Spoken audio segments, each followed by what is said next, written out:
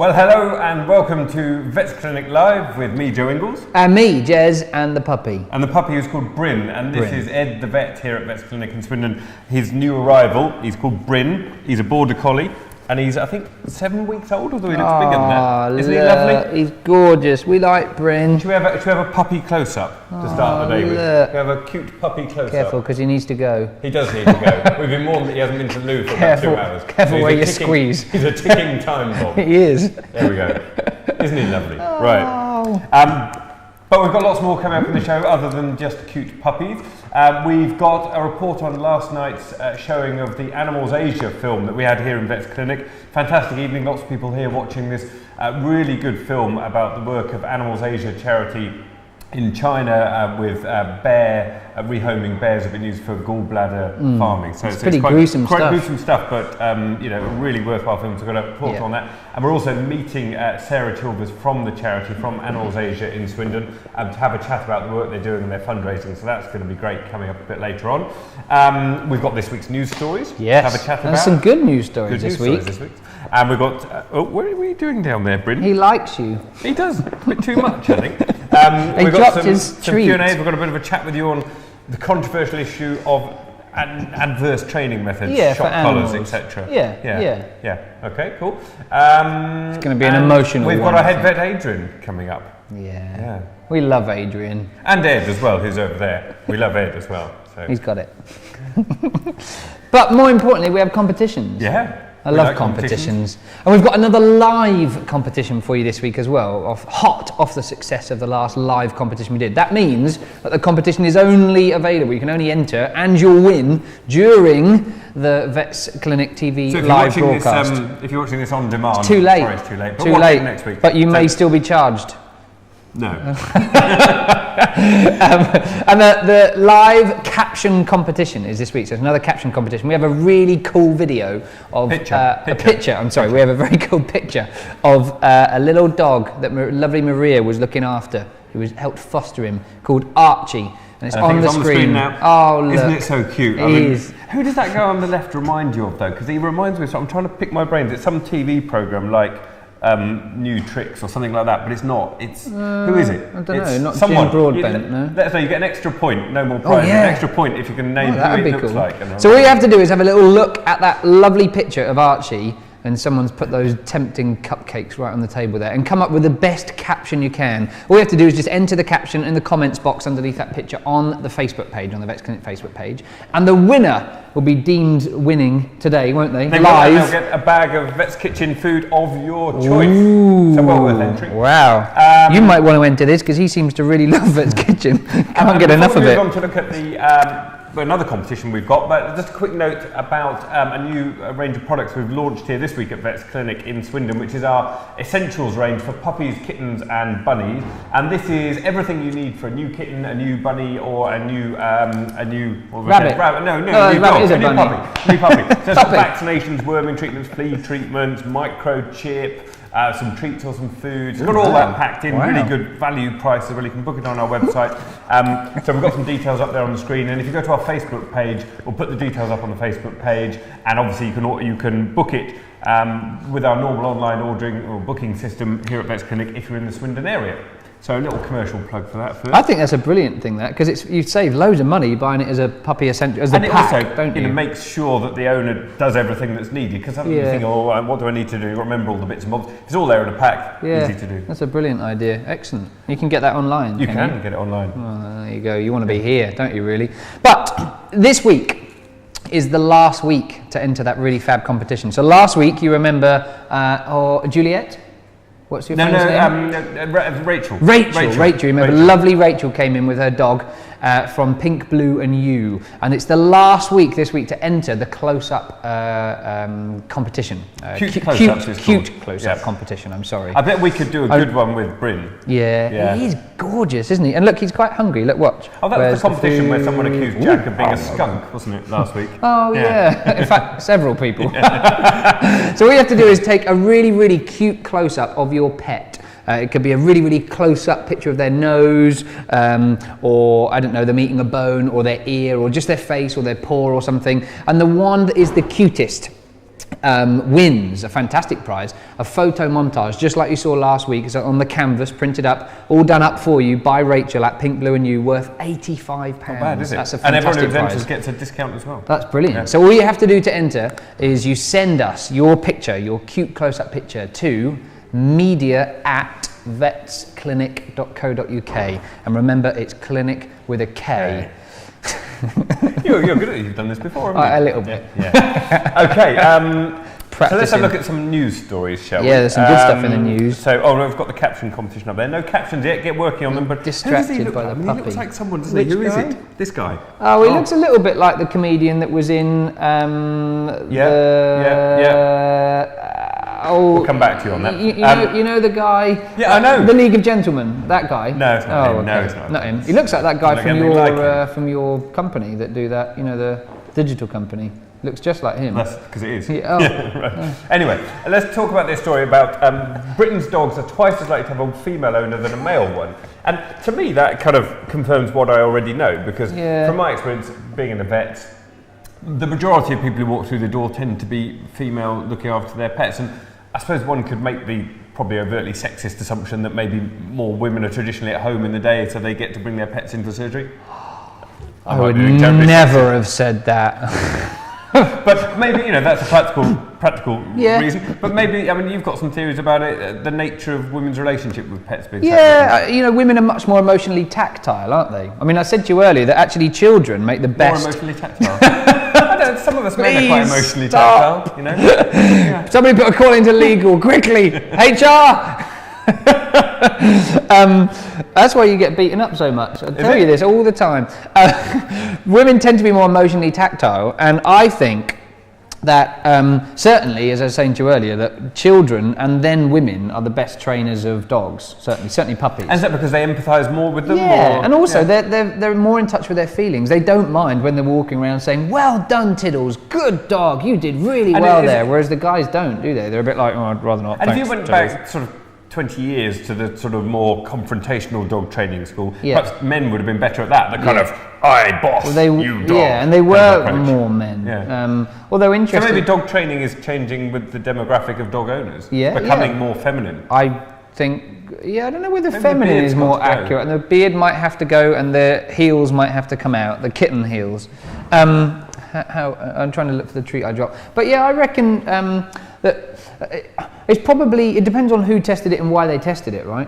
Where did these stats come from? Come from the Kennel Club, and they've said that 40% of the country's pedigrees are registered to women compared to 21% for men, the rest with couples. And even the larger breeds, so the typically male-owned breeds, things like Golden Retrievers, which are 42% women, Labradors, 34% women. Right.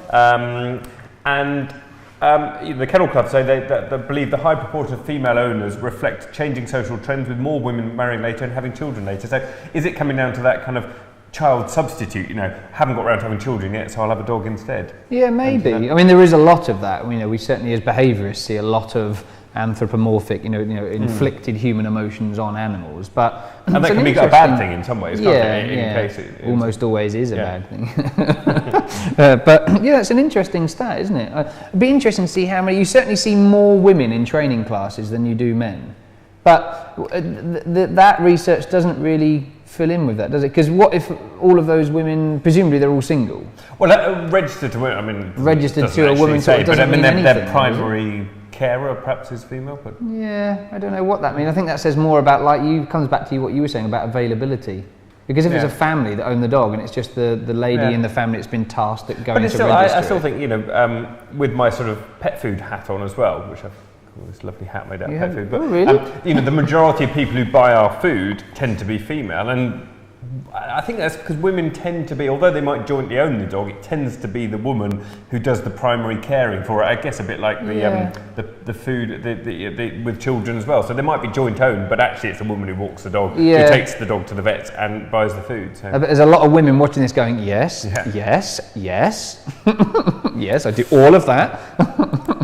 Anyway, let's have a look at the next news story. which is about this hairless dog wearing a... I love my this. initial thoughts with this, I looked at this... You were quite I nasty. Thought, this is diabolical. This is someone's bred this poor dog with no hair on it, and then they're compensating by giving it a tiger-shaped onesie. But actually then I read the rest of the story and I had to eat my words because the poor dog has suffered from some terrible skin condition. Let's not talk about the dog. Look at the cute costume. I really want a tiger onesie. If anyone's looking and watching and they want to buy a Christmas present, I would wear that. I'd flipping love really? that. Oh, we wouldn't get me out of it. That is just brilliant. I mean, look at it. It's not Isn't it actually gorgeous? technically a onesie because it hasn't got built-in feet. Oh, you are so picky So sometimes. I think there's a... But, Look at his little ears. But it is quite. I mean, there's a debate, isn't there, about is it bad for animals to dress up and? Good boy. Sorry. Oh, that's your training thing, isn't it? Yeah. Well, actually, genuinely hurt. but this idea of is it inherently bad to dress your dog up, or is it a bit of fun? And I kind of think actually it can be a bit of fun, and if the dog enjoys it, or at least it doesn't unenjoy it, then it's not necessarily a bad thing. No, I don't think so. I think if it restricts their movement, if it impacts on their social skills and social interaction, then I think that's certainly a bad thing. And I guess you have to really, the problem comes down to that. I think what most professionals say is that most people don't understand, can't read the signs of their dog if they're comfortable or stressed or whatever. And providing the dog's enjoying it and they're not comfortable and not stressed, I think it's absolutely fine. There doesn't seem any reason why not. But I think sometimes they look silly, but the dog won't have any perception of what looks silly. Care, really. does it? Dog does think, where's dinner? Yeah. Probably all the other dogs go, dude, what are you doing with a tiger onesie? What the hell is that all about? But I guess there is, we probably haven't got time to talk about this, but there is potentially something to say about if it looks realistic, what is going to be... the impact on the behaviour of the signals, Absolutely. a bit like having a tail dog with no tail. I mean, can you imagine walking down the street and seeing, because the striped pattern of a tiger is meant to be a warning, isn't it? It's meant to show danger. It's not camouflage. Not camouflage? Oh, is it camouflage? Or what am I thinking of? No, you're thinking of a cheetah. we don't know.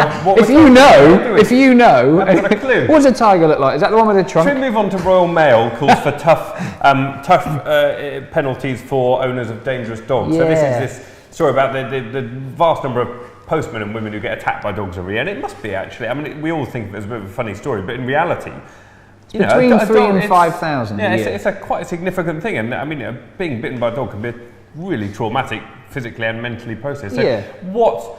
Other than banning them and fining them, what can pet owners do if you've got a dog who attacks the postman or growls at the postman or shows signs? What can they do about it? Well, I think first of all we need to put it into context, don't we? Because I mean, it's 3,000 to 5,000 a year. There's approximately 5 million dogs in the country. Sorry, 8.5 million dogs in the country. It's really not that amount. I mean, it's 3,000 too many. But I bet those 3,000 postmen with dog bites are going to. Yeah, absolutely. I mean, number one, I was listening to a guy on the radio, a postman, who was saying, "Oh yeah, we used to have this spray that we'd spray at the dogs whenever they growled at us, but they took that off of us." And I thought, what is that? If you're going to annoy someone, what's the best way to annoy them even more? But is it not carry on doing it? If you're being attacked by a dog, something aversive.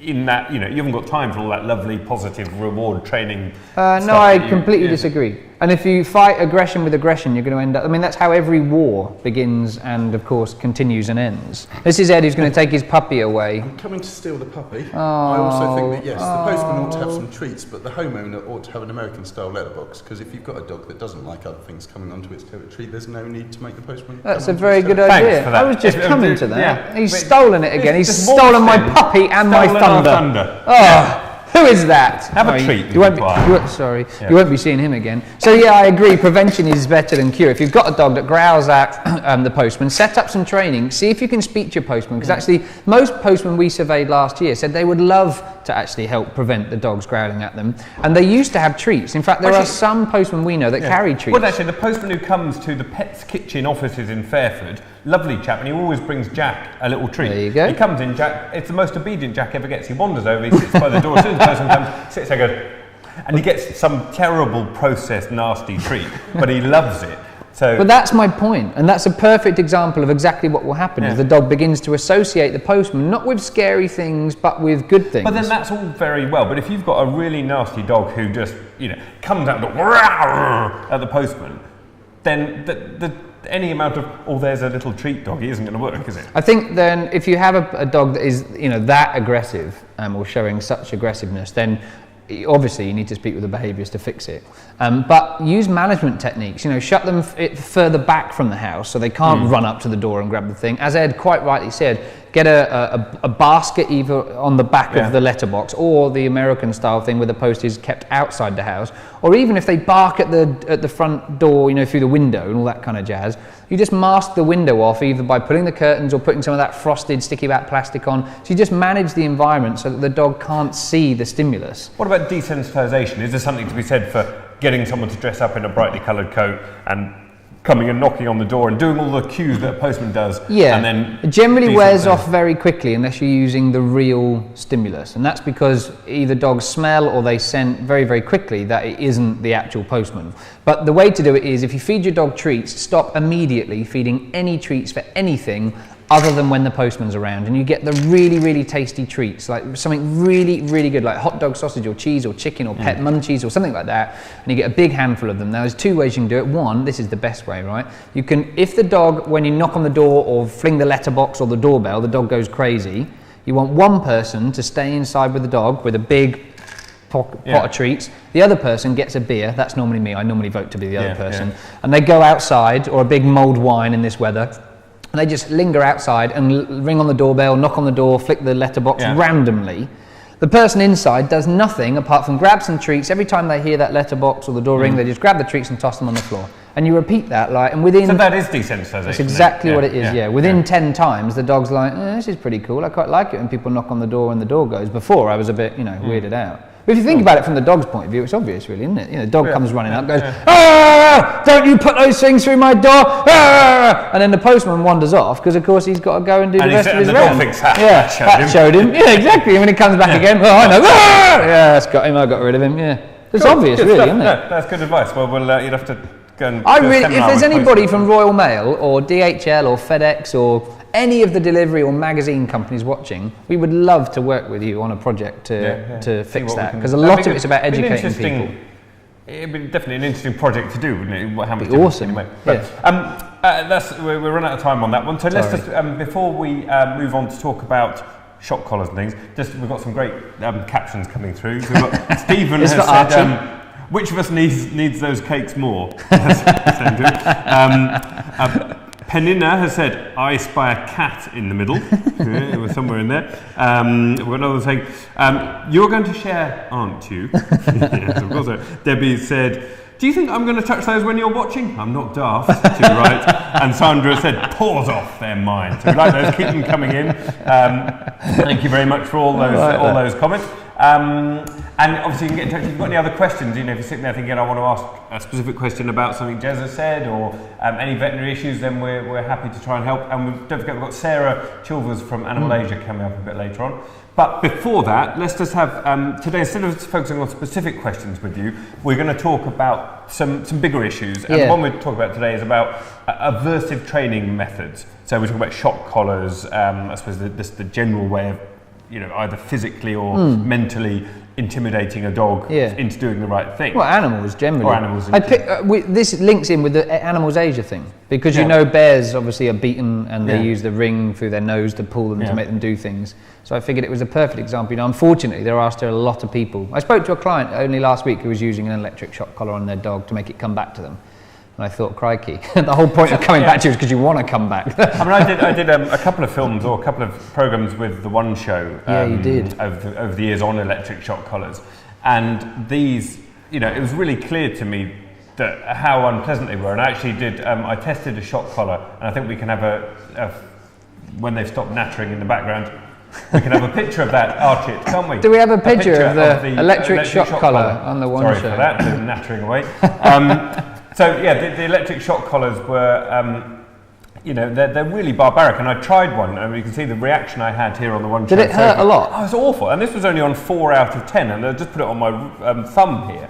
I just leapt off, and you imagine putting that around your neck and applying it to a dog. It's just barbaric. But I had in a previous film I made for them, we talked to someone who's really pro shock collars, and they were saying, there are some cases where it's the only choice, and it means you don't have to put dogs to sleep, and it saves the cattle and livestock and all that. And I didn't quite buy into it. And I was also on that film with Sarah Fisher, who you know well. She was putting the counterpoint and saying, actually, there are no circumstances where it's really necessary. So what's your? Sorry, it's good, and it's really good open discussion, because I think the pro shock collar person you spoke to is absolutely typical of those owners who are desperate. They think they've tried everything because they've maybe got pretty dumb advice previously, or advice that's not been efficacious, or not enough support through the problem, and they're pulling their hair out because the problem's so bad, and they think, right, we'll just slap an electric shock collar and see if that works. And I think probably most owners, if hand on heart, don't love the idea about doing that. But if you think about it historically, it's sort of logical that we've ended up with electric shock collars, isn't it? Because you used to, if a puppy or a dog jumped up, you used to slap them on the nose with rolled up newspaper, or squirt lemon juice in their eye, or pinch their ear. The thing is, it works, doesn't it? Yeah, of course it does. The thing is, it does. You tell a dog that's doing something, and you give them a clip round the ear. Yep. It works. Absolutely, just as it would do with humans too. Positive punishment, pain and fear, they work to modify behaviour. The problem with animals is that it's not as effective as it is with humans. And either way, this comes down to two things. Number one, if you don't have to cause pain and intimidation and fear, if you don't have to, then why do it? Because that makes you a pretty bad person to opt for the bad stuff if you don't have to. And secondly, it has significant long-term impact. Whereas positive reinforcement, and it's called this positive and punishment kind of divide, and people talk about pro and positive trainers, and it's not that. It really just is science. It comes down to what science has told us over the last 30 years of learning about animal behaviour, that actually we don't have to be nasty to them to get them to do what we want, and it means that long term they trust you. And even in those really intractable, you've got a dog, for whatever reason, it wasn't trained, it wasn't socialised well, someone's taken it on as a rescue dog, you let it off the lead and it goes and maims a sheep, and they've tried everything, they've tried clicker train, doesn't work, the shock collar, runs after a sheep, zabs it, and it stops. I'm not advocating it for a minute, but I'm just at that point of argument. But the thing is, it might stop it short term. This is what I'm talking about. Long term, it causes so much damage, and it never ever. There's no evidence to suggest that positive punishment works for a long period of time, because it ruins the relationship. Negative. Positive punishment. So giving positive punishment as opposed to positive reinforcement. So giving a nasty aversive punishment. There's no evidence to suggest that aversives work long term, because it destroys everything else. The dog doesn't trust you. They're constantly fearful of you. God, can you imagine a relationship like that at home with a dog that almost flinched every time you lifted your... Say, isn't that the right relationship? This kind of idea of subordinate and dominant. The dog knows his place. He's scared of me. He does what he's told. And I guess maybe for working, back in the days when dogs were, working dogs on a farm, maybe that relationship was more appropriate. Or even then, would you say? Yeah, I collect old books. That's one of my hobbies, and one of the things I love doing. Come around for a great evening with you. Or Scrabble. Yeah. Scrabble in the dark. Don't overexcite me. And one of the things I collect is old dog animal training books, and I've got quite a lot of old dog training books. And the old, methods that we use, where if your dog didn't come back to you, or didn't, in order to teach them to pick up, you'd pinch them in the ear. You'd grow a nail really long and dig it into the dog's ear so it hurt them. And as soon as they did what you wanted them to do, you'd let go. Another punishment, for example, if the dog gets a little bit rowdy, I used to know there's a paragraph, maybe I'll bring it in next week and I'll read the paragraph in the book. It's hilarious. If the dog jumps up or steals your food or growls at you, you should grab them and submerge them in water until the near point of collapsing, and then take them out of water. And this was a normal, common book kind of thing. If they survived, then they were a bad dog. But it was that you shouldn't kill them. You should drown them to the near point of death, so that actually, where they learn that they did really badly. It's just barbaric, but that's the way that they knew back then. And this is what I keep coming back to, is that yes, it works, or can work, which it doesn't exclusively work, I have to say, but if after 30 years of scientific research we found a more effective, efficacious and kinder way to do it, let's not forget, why did you get the dog? There's people all over the place, like police dogs and farm dogs, working dogs. They don't teach dogs like that so much now. So times have changed, obviously, an awful lot. Absolutely. It'd be fascinating to hear your thoughts. We've got a post on our Facebook page, just where you can post your comments on shock collars. So let us know your comments. It'd be interesting to join the debate, and we can carry on that after the show. What would be really interesting is if anybody at home used to use shock collars, or they've you know, put their hands up and say, you know what, I did slap my dog once to not do it, or I squeezed his paw. Or you used aversives, but now you don't. And compare the two, because I guarantee if you're doing it properly, all the positive reinforcement methods that we use for all animals, you know, we deal with all mammals. I'm dealing with elephants at the minute who are flipping awesome to do stuff with. It's much more efficacious and works much better. So no flaming though. Don't tell people off. You know, we all have to start somewhere. So if you used to use an electric shock collar and now don't, let's praise those people. Don't tell them off. I've got a comment here from Nicola who says, where are we? Terrible barbaric devices. There are always better, more kind of methods. Totally agree with Jez in that they may have short-term fixes for some dogs. The long-term they can cause so much damage, both physical and mental. I think, to be honest, we're all agreed with that, haven't we? I mean, yeah, I would hope, but there are still people. There are people who put together a strong argument, counter-argument. So it's always. There's an interesting argument I once heard in a debate where somebody said, "Oh, it's not an electric shock. It's just like a TENS machine." And I said, I've tried it, and believe you me, it's an electric shock. I said a TENS machine isn't an electric shock. A TENS machine is an electric impulse to tension the muscles. And even those, have you ever tried a TENS machine? Yeah, they are pretty like, but an electric shock collar is an electric shock. It delivers an electric shock. That's how they're meant to work. Yes. Yeah.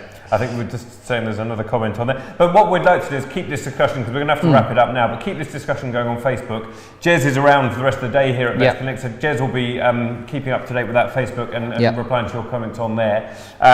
With another one here from Amanda who said, I'm against them. I think it's barbaric to train a dog by using pain. Positive praise is the way to go. What wonderful viewers we have. Yes, we do. Yeah, well, of course, because they're watching this. Exactly. So thank you very much, Jez.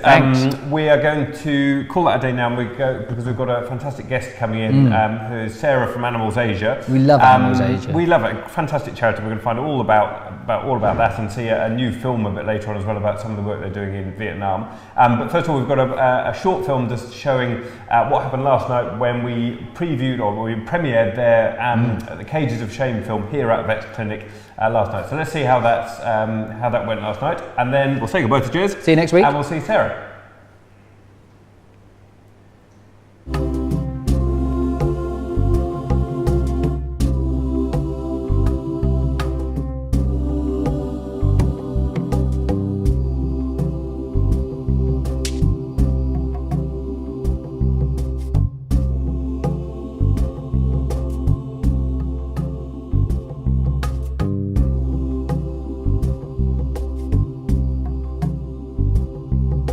Well, tonight we're actually having a screening of an award-winning film called Cages of Shame, which is about a bear rescue in China, where they actually go to the farm, they're shutting it down and rescuing 10 bears. So this is actually the story of Animals Asia rescuing these bears.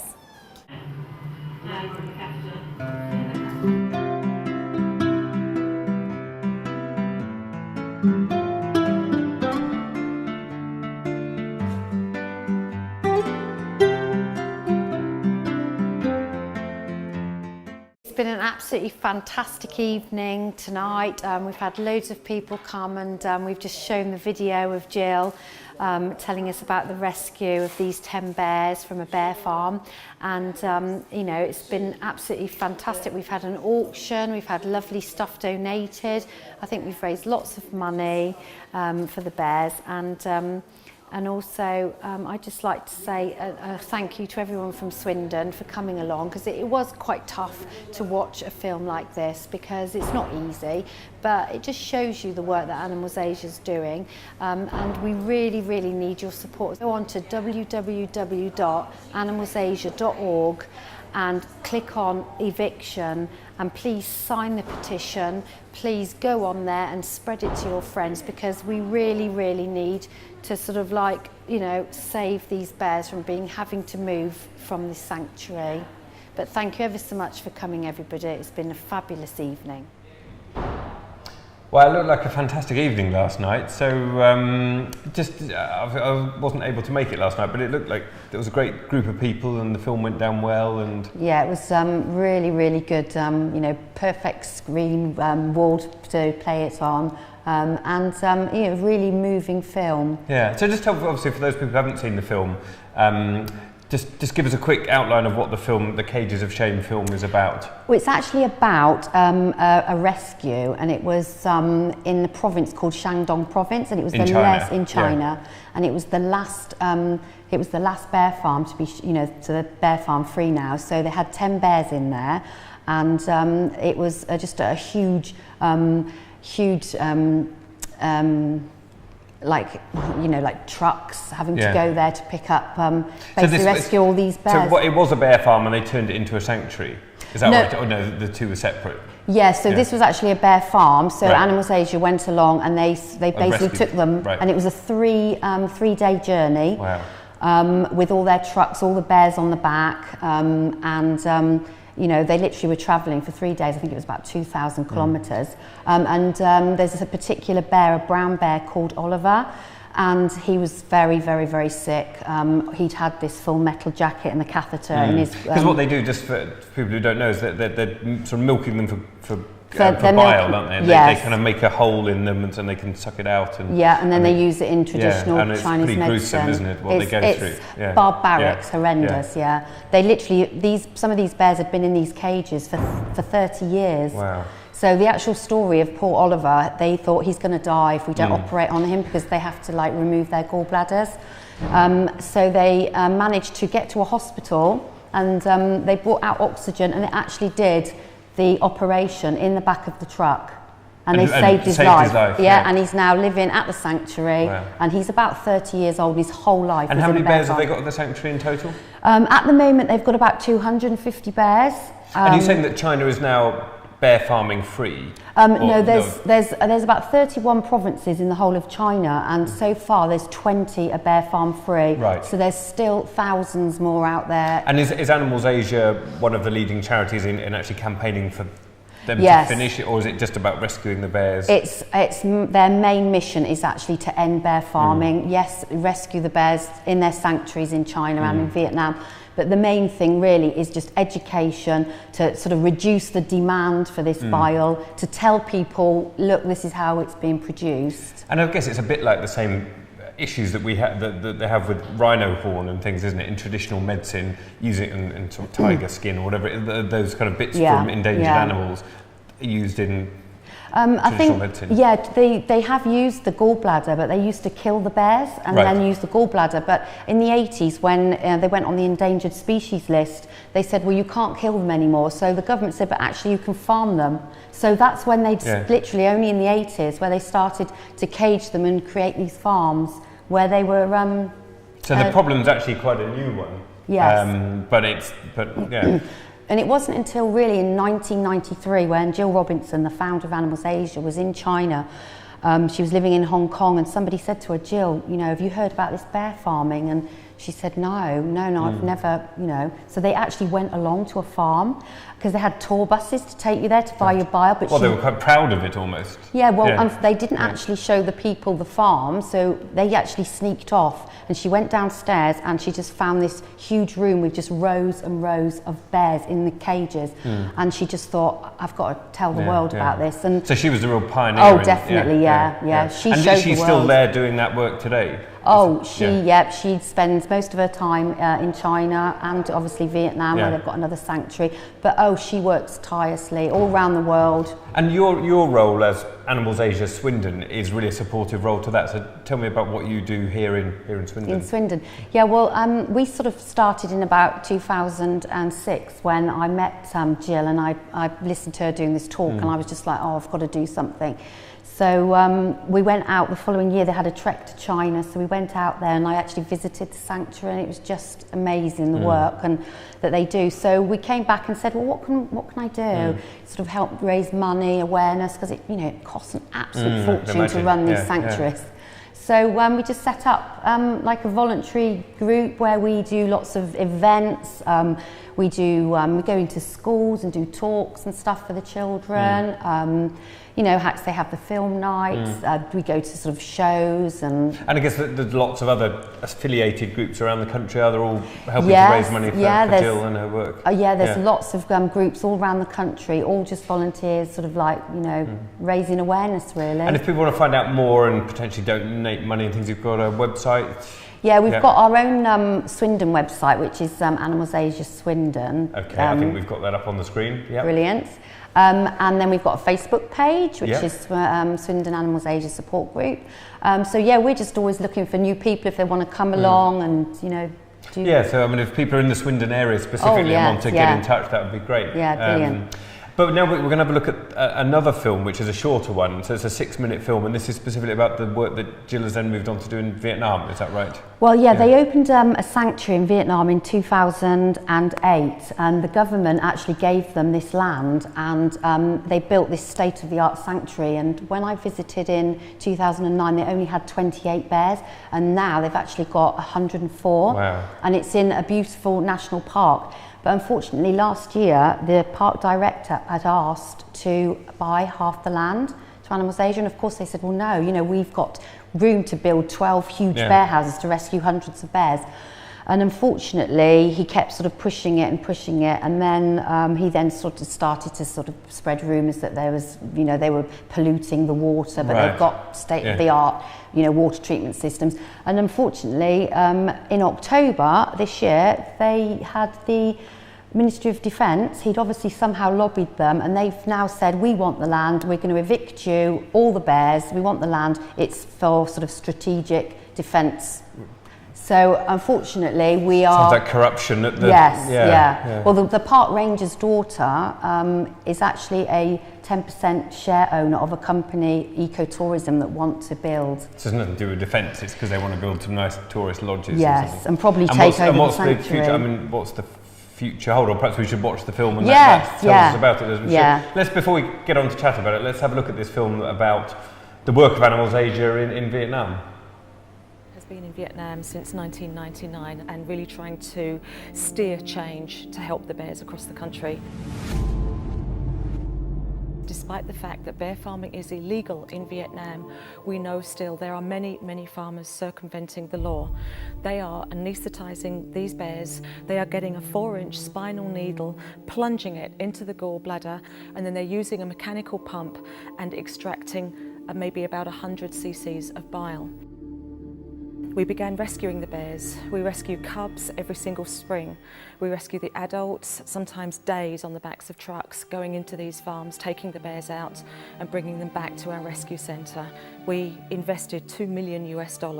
We created the most beautiful dens and outside enclosures. In 2010, actually won the Global Federation of Animal Sanctuaries Award for the best worldwide sanctuary. Since then, we've also spent about $2.3 million on the bear food and medicine, the equipment, the staff salaries, everything it needs to make this project go from year to year and rescue more bears.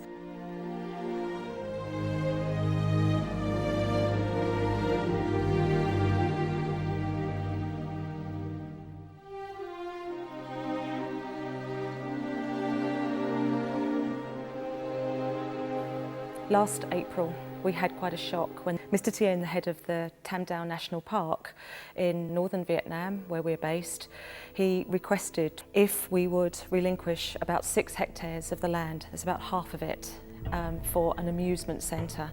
Of course we said no, because it was totally inappropriate to have an amusement centre right next to a bear rescue centre. He then became more aggressive, and he then started asking us to vacate because we were polluting the surrounding countryside. Of course, that was absolute nonsense. We're the only facility, probably in the country, that has actually 2 industrial wastewater treatment plants. We had the environmental authorities coming in, assessing the water and giving us a clean bill of health. So that argument went nowhere as well. What we also heard during this time is that one of the stakeholders in the company that wanted to build this amusement centre was in fact Mr. Tien's daughter, and she had a 10% holding in this company. We really didn't want to be part of this. It meant that we couldn't build out anymore. We've rescued 111 bears to date. The agreement was that we would rescue 200 bears. So we felt that that wouldn't be appropriate either, because it meant that we couldn't bring in more dens and enclosures. And then things began to get really nasty. Mr. Tien brought in the Ministry of Defence, the Army in Vietnam, and just a couple of weeks ago we were given an eviction order and told to relocate, and it's obviously the worst news that we could ever hear, considering how one man has this power in his hands to remove a programme that has seen the endorsement of the Prime Minister himself. It is a ratified agreement in a project that has been signed and sealed by the Ministry of Agriculture and Rural Development, and again signed by the Prime Minister of Vietnam, and now we've been told to evict. So what that will do to us, to Animals Asia and our staff is just unthinkable. Basically, it will see 77 of our staff without jobs in one fell swoop. Basically, it will see 104 bears that we have alive now at our sanctuary being put back into transport or recovery cages whilst we try and go and source other land and start building again and start appealing to the public across the world for another $2 million at least to build. Over the last few years of rescuing these animals, we've been having to treat them, to medicate them, just to do everything possible to make them realise that man isn't such a disgusting species after all. And you see the light come into these bears' eyes, you see the trust come into them for the first time ever as they explore their outside enclosures, as they forget about their past, as they forget about the relentless stereotypic behaviour that they engaged in during their lives in the cages. There's one very special bear called Sassy, who's a sun bear, and she took so long to trust people, so long to be less anxious, to be less stressed. And over the last couple of years, you know, we've seen a remarkable difference in this bear. But every so often, if something new happens, if there's noises outside, if there's unfamiliar people in the den area, she then completely forgets about where she is now, and we know she's back in her cage. She's stereotypic, she's cage crazy, she's crying, she's pacing, she's weaving, she's chewing the bars. She's just in a terrible, terrible place. And now the very thought of having to put her back into a cage again is utterly unthinkable. There's just too many other bears to mention. There's Zebedee, because his teeth were so rotten from the horrible diet that he had on the farm. So when he chews on those bars, when he goes back into a cage, he's going to be chewing straight back down onto his gums. We've got bears that are blind as a result, again, of banging their heads on the bars of the cage, that they have trauma as a result of being incarcerated, and once again, they're going to be regressing too. So the whole thing is just so tragic to all of us, for bears, for the staff, for hundreds of thousands of people around the world that have watched us as we've grown and really seen us progressing and being such a strong voice for the animals in Vietnam. We are going to fight this with every breath in our body, and we are appealing to everyone worldwide. Please, please write to the Prime Minister of Vietnam and beg him, plead with him to keep to the principle of an agreement that he signed. Go to Animals Asia, www.animalsasia.org. Get behind the bears, stand up for Team Animals Asia, stand up for the bears, and please help us at this critical time.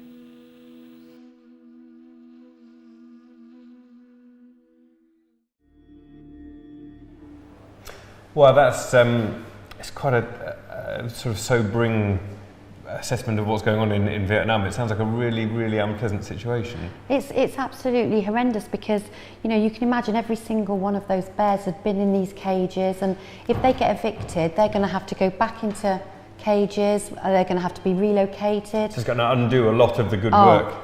Yeah, terrible. Yeah. And of course, our own Swindon bear, Zebedee, he's in Vietnam. So Right. he was actually in a cage for 14 years in a couple's kitchen before Animals Asia rescued him. So the thought of him having to go back in there is... But and it sounds to me, I mean, I don't know obviously all the details, but a bit of a web of corruption at the highest level. Yes. And it's all down about financial interests, and they want the money, they want the land for commercial interests. Yes, and I just hope that with like literally tens of thousands of people have like lobbied The Prime Minister wrote letters. Go onto Animals Asia's website. So is that how do people, people out there are going to be really as shocked as we are by this, and what can they actually do to help? I just urge them to go onto animalsasia.org, click on the Stop the Eviction, and there's all the information there where you can email the Prime Minister. You can actually even send, mail, which is fantastic to get over there, and a lot of support. They're getting.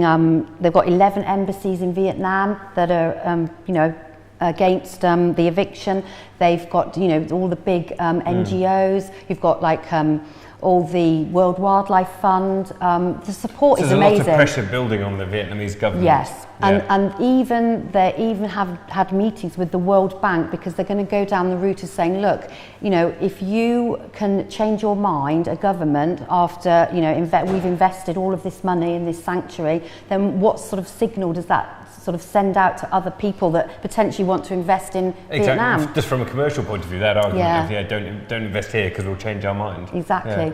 But another good thing that's happening is a lot of newspapers are coming up and sort of talking about it, which is a good sign, meaning that the government hasn't actually said, you're not allowed to report this. So it's brilliant. Well, so fingers crossed. I wish you all the best with that, and we'd love to stay in touch with you and keep up to date with the progress. And hopefully, lots of people out there watching will log on to the Animals Asia website and offer your support. We've had some good comments coming through on Facebook. So Lara Lamming has said, such a good cause. I went to a talk by Animals Asia and was so shocked to see what the poor bears had to go through. So a lot of people are aware of this, but hopefully through things like this we can make more people aware and make a real difference, because it'd be tragic if all that good work was undone. Exactly, and I just thank you very much for letting us have your film. Thank you, and I think we're going to arrange to play the original film, which is The Cages of Shame. So this is about a 45-minute film showing all about the fantastic work that Animals Asia do in China, and the whole story about it. We're going to play that out this afternoon.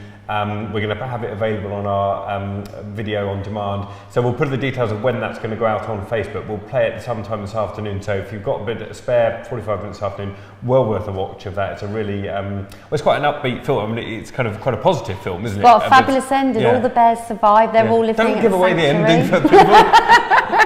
But it is a great film. Please watch it. So thank you ever so much, Sarah, welcome. and we'll have you on again and have another chat in the future. Brilliant. But, thank you very much. And so coming up now, we've just got one of our brief little stings, and then we've got our head vet Adrian on the sofa to talk about a rather mysterious case of a trembling Yorkie. So that's coming up in just a couple of seconds.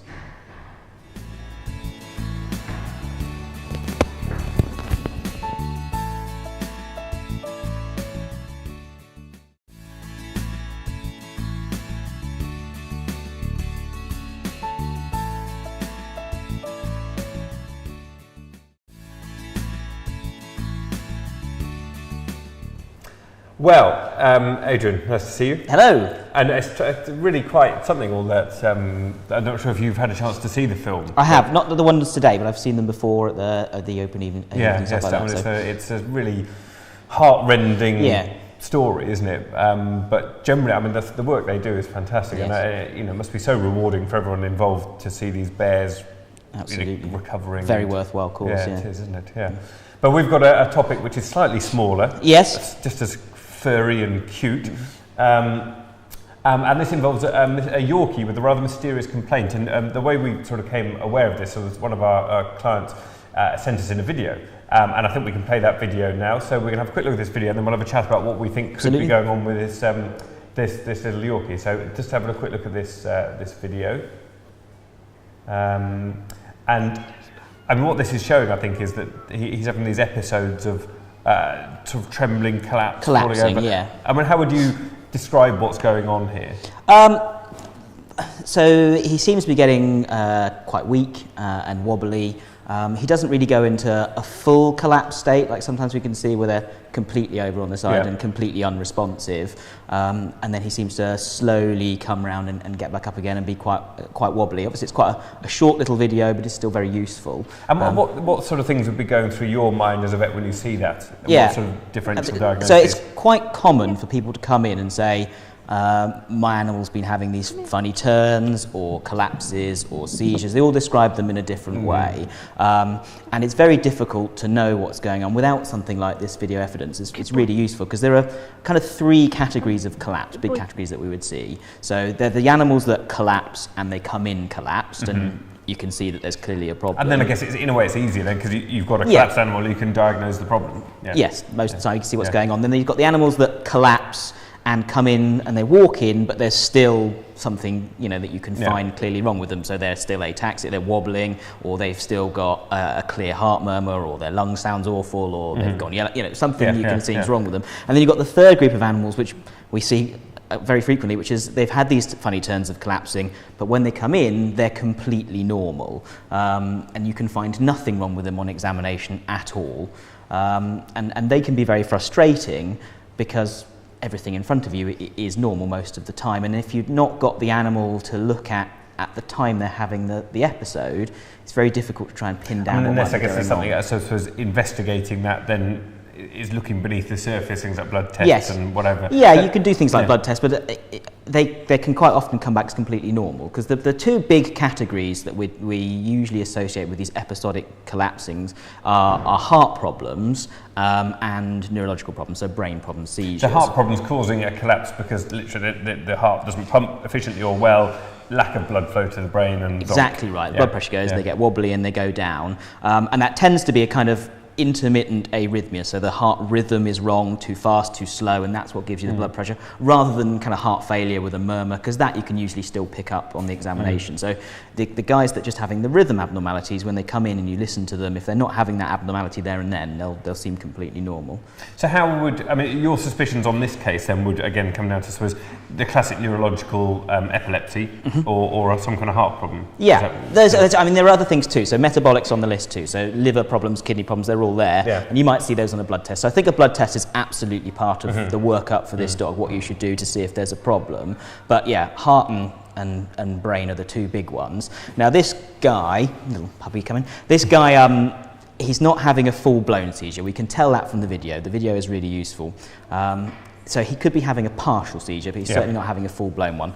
Generally speaking, when people think their dog's having a seizure and we're trying to figure out, is it heart, is it seizure, and they are having a full-blown, so different to this, and they've gone down, they're completely out. And the classic signs of that kind of seizure would be the kind of kicking legs and the kind of loss of responsiveness. Loss of responsiveness. We don't say consciousness generally because the eyes, they stay open and people can get confused with that. So they are technically unconscious.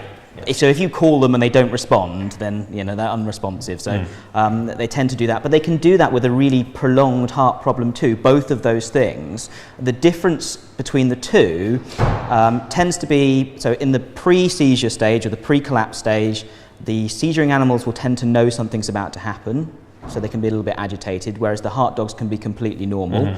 They sometimes can be triggered by excitement because it's a heart problem, right? But generally they're completely normal. Then during the actual episode itself, if they're having a full-blown one, they both can have that paddling, but with the heart dogs, what can happen is it can go on is that the head can tilt backwards, what we call stargazing, so the head tilts backwards. That doesn't tend to happen with seizures long term. Right. They both can mess themselves, that can happen with both of those, but in the seizuring dogs, they tend to get hypersalivation, so loads of saliva comes out, and the jaws are chomping, they're really going fast, and when they come round, the heart dogs tend to make pretty much a full recovery within a few seconds. They might be a bit wobbly, they might go and have a lie down, but they're pretty much normal straight away. Whereas the seizure dogs are knackered afterwards because they've been really breathing hard, really working hard with that seizure. When they come round, they're tired, they're breathing really hard, and that tends to be a difference between the 2 as well. And they'll take a little bit longer to recover. So in this particular case, yeah. where are you So in this particular case, it's either going to be a partial seizure, so rather than a full-blown one, you can just have a very minor one. Yeah, a very minor partial seizure, or this could be a heart problem. You know, so not a prolonged one, but just a brief. Would you consider something like a 24-hour ECG? That's the only way you're gonna pick that up. Is you can get these halters. You can either get them from a specialist cardiologist, or there are places that rent them out to first opinion vets, and you can use them there, and they can go on for kind of 1 to 7 days, and they just monitor the dog's heart the whole time, and the owner's got a little button, and if the dog has what they call an event, you press that button. And it records it in more detail. Yeah, and then the vets know, oh, that's the time we need to go and have a look what's going on at that point. So maybe that's the next step with this case. Yeah, absolutely. I mean, I actually think we've moved on slightly further with this case because obviously we didn't want to wait to work up a dog that was collapsing for the show. So we've actually been in touch with these owners and they've had their blood test done and there is a slight abnormality in the liver area. So we'll look a little bit further there, but that could still be heart. That can do that too. So we'll chase that down. Yeah, well, perhaps we'll come back to this in the subsequent shows and sort of update you because it's a really interesting case. It's one of the most challenging that we have to face. Yeah. The animals that come in normal but have a real severe problem are really difficult to chase down. So videos are great. Lovely. Well, thank you for that. And we're pretty much at the end of the show. But before we let you off the hook, we need you to pick a winner for us on our caption competition. So thank you ever so much for everyone who's entered. We had loads of entries today. Let's just find them on here. Right, where are we? Here we go. Where are we? Facebook. So confusing. Where is it? And there's the picture. But no, I think there's this. I had a quick read through some earlier. Yes. And there were quite a few good ones. We'll be there. So here we go. Right. So okay, let's have a look at the comments. It's being a bit slow. So right. So you have a quick look at those. I'll just recap a couple of things. We've got our cute competition, cute close-ups competition. So don't forget, the deadline for that is this Friday. Get your photos in, media@vetsclinic.co.uk, and we're going to pick a winner on next week's show. So make sure you're watching next week's show to win that £85 montage from Pink, Blue, and You. And we've got another great show coming up next week, more of the same. We've got Jez back for that one, and Adrian. How am I doing? Have I filled it? Yes, yeah, you do. I quite like the last one. I think it's quite clever. The last one, yeah, it is, isn't it? And we've got one on Vet's Kitchen as well. Oh, this might just throw the... from Sarah, thank you, Sarah. I've told him over and over again, homemade liver cakes ought to be bone-shaped. Does that outdo this one? No, I still like the Yorkie one. Okay, well done. The winner is Mary Roberts, who says, I'd have felt more than a little upset had they been Yorkie bars, which is great because obviously it's a Yorkie involved. So thank you. There's some great ones. I love them all actually. So I like one about teacup Yorkies as well. Where's my lunch? Here's my lunch. Where's yours? So thank you ever so much for entering. I'm sorry you can't all win, but Mary, if you send us a message with your address details, and we'll get in touch with you. Get your address. We'll send you some Vet's Kitchen dog food or cat food, which I hope will go down well. And we'll be back next week with more of the same. More competitions, more interesting guests, updates on some of our cases. More insightful stuff from our head vet. That's right. To stay in touch on Facebook, don't remember the chat is still going on at the moment, all about shock collars on our Facebook page. So Jez is on the other end of Facebook at the moment, chatting to you about that. And if you've got any other questions you want to put to Jez or to Adrian or to myself, then just get in touch on Facebook. So hope you've enjoyed the show and we'll see you next week. Thanks very much. Bye now. Bye-bye.